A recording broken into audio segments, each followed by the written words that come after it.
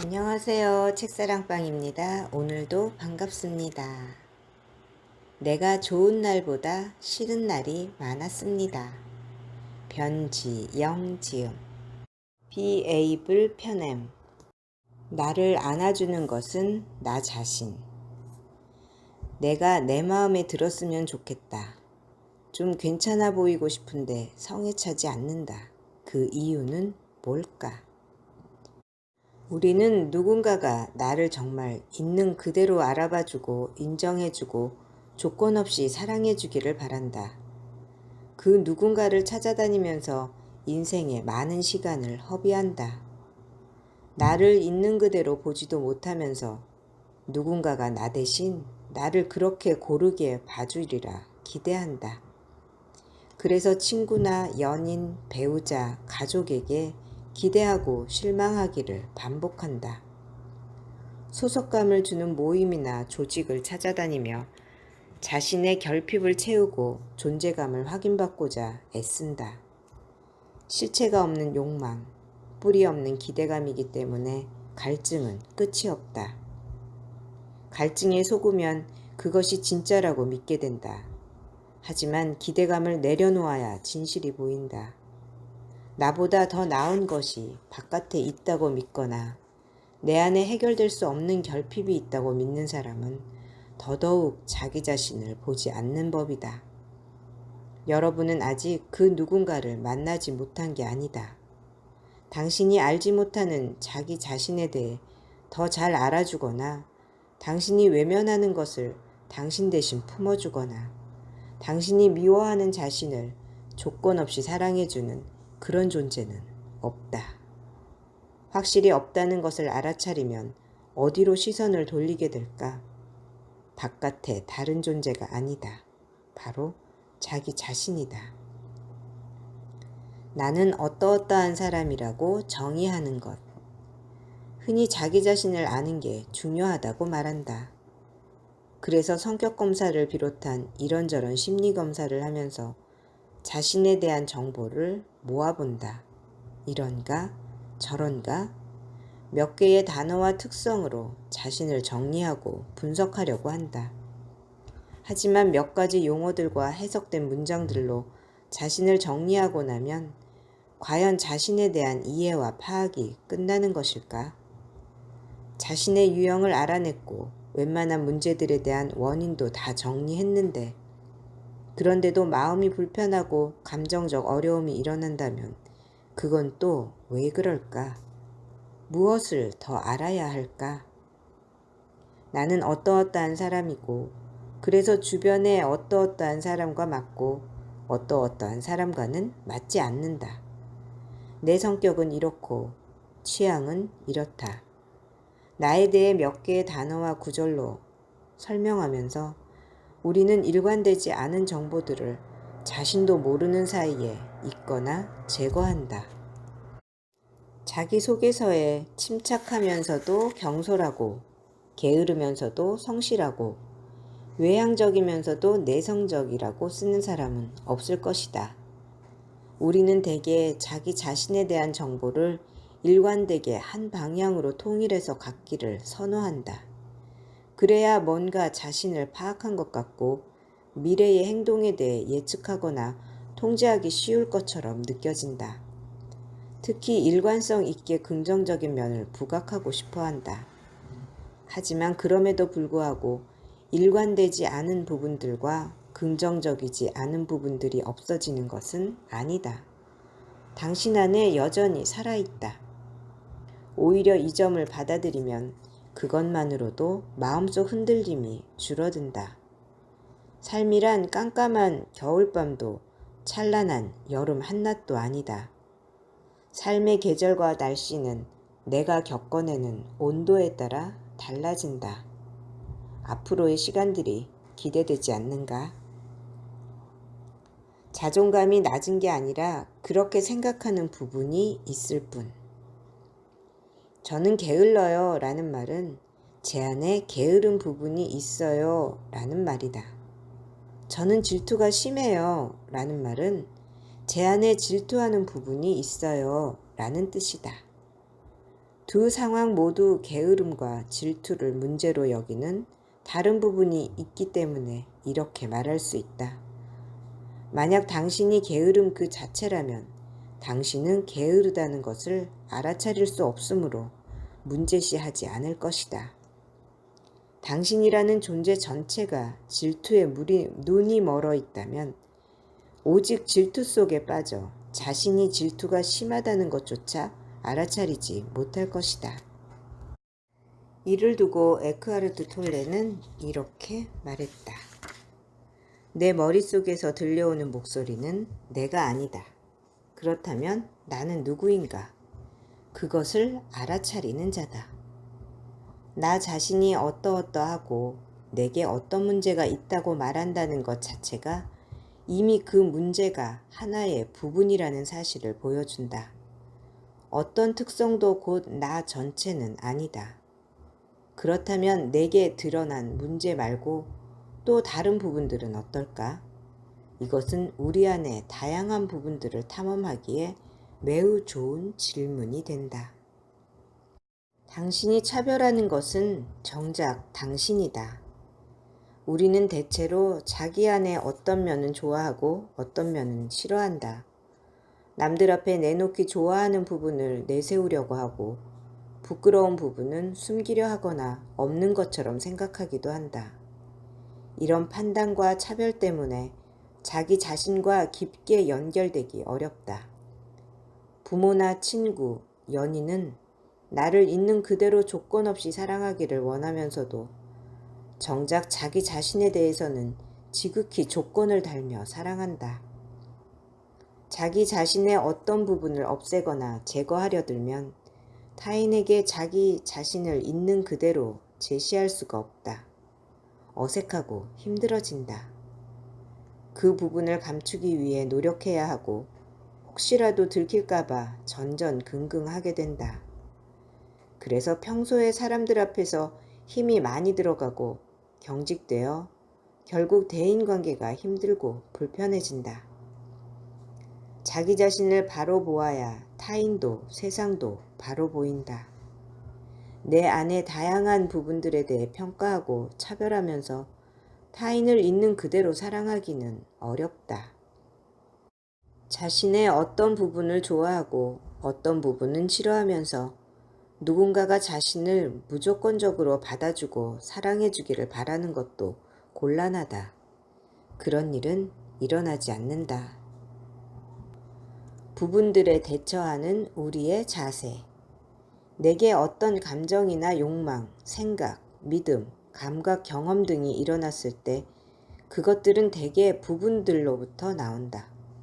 외로워하거나 슬퍼하고 누군가가 보고 싶거나 혹은 보기 싫어서 괴롭고 왜 저 사람은 저렇게 행동하는지 판단하고 갑자기 울컥하면서 얼굴이 시뻘개지거나 생각이 많아져 머리가 무겁고 이런 경험들은 모두 부분들의 것이다.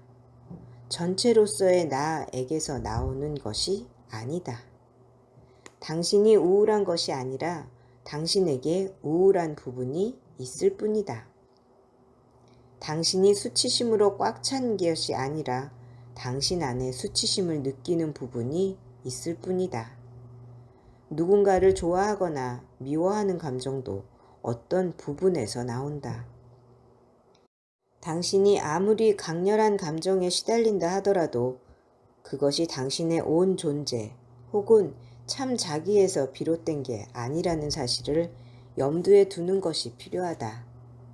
그러한 사실을 잊지 않는다면 때때로 겪게 되는 커다란 상실감도 비참한 느낌도 고통스러운 생각도 효과적으로 다룰 수가 있다. 존재감을 확인하고 싶은 이유. 케이는 말했다. 자신의 견해가 회의에서 받아들여지지 않았을 때 그는 일단 회의를 접고 뒷날 다시 회의하자고 제언한다고. 그는 그 시간 동안 다시 자기 자신을 정비하고 싸우러 갈 준비를 한다고 했다. 그렇게 2번, 3번을 주장하면 대체로 자신의 생각대로 프로젝트가 움직인다. 그가 그렇게 자신의 견해에 관점에 집착하는 이유는 그게 자신의 존재라고 여기기 때문이다. 많은 시간과 공을 들여 준비한 생각과 계획들이 곧 자기의 일부라고 여기기 때문이다. 그의 이야기를 들으며 깨달았다. 그가 고집스럽게 회사에서 존재를 확인받고 싶어 하는 것처럼 나 역시 그에게 조언하는 역할을 통해 내 존재를 확인받고 싶어 했다는 것을. 왜 우리는 무언가를 통해서만 자신을 확인하려 하는 걸까? 예민한 사람과 둔한 사람이 따로 있지 않다. 세상에 예민한 사람과 둔한 사람이 따로 있는 것은 아니다. 사람마다 예민한 부분이 다를 뿐이다. 혹은 그것을 드러내는 방식이 다를 뿐이다. 아무리 이상해 보여도 모든 반응에는 이유가 있다. 당신의 말과 행동, 의사결정의 근본적인 의도나 동기를 정확히 간파해내려면 부분들을 이해해야 한다. 내 안의 예민한 부분에 대해 그리고 그 예민한 부분을 가리거나 지키기 위해 어떤 부분이 목소리를 크게 내는지 혹은 회피하거나 쉬쉬하는지 들여다보아야 한다. 자신만의 부분들을 이해하고 부분들의 관계와 맥락을 보게 되면 비로소 깨닫게 된다. 왜 내가 그때 그럴 수밖에 없었는지, 그 사람은 나쁜 사람이 아닌데 왜 난 그렇게 불편하게 느끼는지, 왜 거기에만 가면 주눅이 드는지, 엄마를 보면 왜 자꾸 화가 나는지, 아이에게 왜 느닷없이 소리를 지르게 되는지, 왜 나는 뭔가를 오랫동안 하지 못하고 계속 겉도는지. 예민한 부분일수록 더 귀 기울여야. 내 얘긴가? 키가 작은 것이 심각하게 고민되는 사람은 키높이 신발을 신고 조금이라도 커 보이도록 옷을 고르며 키 작은 것을 극복하기 위해 항상 신경 쓸 것이다. 그러다 보니 키에 관한 얘기만 나오면 그것에 주의가 좁아져서 그렇지 않은 얘기도 자신에 대한 말로 듣게 될 가능성이 높다. 누군가가 별 뜻 없이 키에 대한 얘기만 해도 나 들으라는 거야? 하고 발끈하거나 공연한 열등감에 위축되는 모습을 보일 수도 있다. 자신에게 민감한 문제, 취약한 부분이 드러나지 않도록 지나치게 긴장하고 애를 쓰다 보니 오히려 더 그 문제에 매이게 되는 것이다. 그 근처를 건드리기만 해도 터질 것처럼 예민해진다. 사람에 따라 수치심을 느끼는 부분, 타인의 평가에 민감해지거나 울컥하는 부분, 화가 나 폭식을 하게 되는 부분, 참다 욱해서 관계를 망치게 되는 부분들이 있을 수 있다. 어떤 부분이든 그 자체가 문제되는 것은 아니다.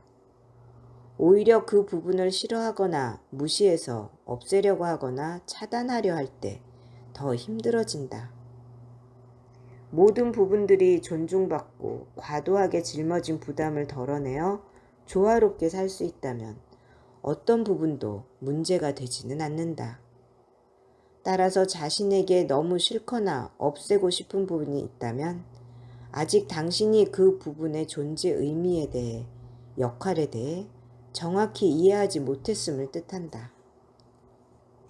마음에 들지 않는 부분일수록 깊이 들여다보고 그 부분의 역할을 존중하고 의미를 이해하며 감사함을 느낄 때 우리는 그 어떤 부분과도 함께 살아갈 수 있다. 나의 약점이 내게 들려주는 것들. 한 사회를 구성하고 있는 약자들이 그렇듯 한 사람 안에서도 약점들이 많은 정보를 갖고 있다. 내 안에 민감하고 취약한 부분들에 늘 존중하고 감사하는 마음을 갖는 것이 피하지 않는 태도를 기르는데 도움이 된다. 모든 부분들은 나름의 역할과 존재 의미가 있다. 나를 완성해가는 퍼즐 조각 중 하나라고 볼 수 있다. 내 감정과 행동에 대해 아직은 이해하기 어렵다고 해도 괜찮다. 마치 아이가 바라는 것이 엄마의 이해가 아니라 사랑인 것과 같다. 아이들은 부모가 자신에 대해 잘 파악해 주기를 원하는 것이 아니라 자신이 어떻든 비난하거나 평가하지 않고 있는 그대로 받아들여 주길 바란다. 전체로서의 나는 내면의 모든 부분들에 공정하고 공평하게 친절하게 대하는 엄마 혹은 좋은 친구가 되어 주어야 한다. 칭찬받거나 남들에게 잘 보일 수 있는 부분은 자랑스러워하고 취약하거나 모자란 부분은 미워하고 차별하면 타인에 대해서도 차별하게 된다. 그러면 차별의 시선을 받는 상대방도 내게 조건적인 사랑, 계산적 호감을 가질 것이다. 차별이 차별을 낳는다. 타인에게 있는 그대로 받아들여지고 싶다면 자기 안의 모든 부분들을 먼저 있는 그대로 받아들여야 한다. 불편한 감정, 싫은 감각, 나쁜 생각, 무엇이든 있는 그대로 들어주겠다는 생각으로 내면의 귀를 기울인다면 당신 안의 모든 부분들은 진정 당신과 한 팀이 되어줄 것이다. 귀한 정보를 들려주고 삶의 방향을 이끌어줄 것이다. 삶의 목적은 의미는 밖에서 찾을 수 있는 것이 아니다. 전문가, 유명인, 권위 있는 사람이 아니라 당신 안의 약자들에게 물어봐야 한다. 당신의 삶을 당신 안의 약자들이 이끌게 되는 순간 삶의 목적은 뚜렷해진다. 어떻게 살아야 할지가 분명해진다. 당신의 부분들은 이미 알고 있다. 그들에게 물어보라. 들어주셔서 감사합니다. 사랑합니다. 축복합니다. 오늘도 제가 당신을 응원합니다.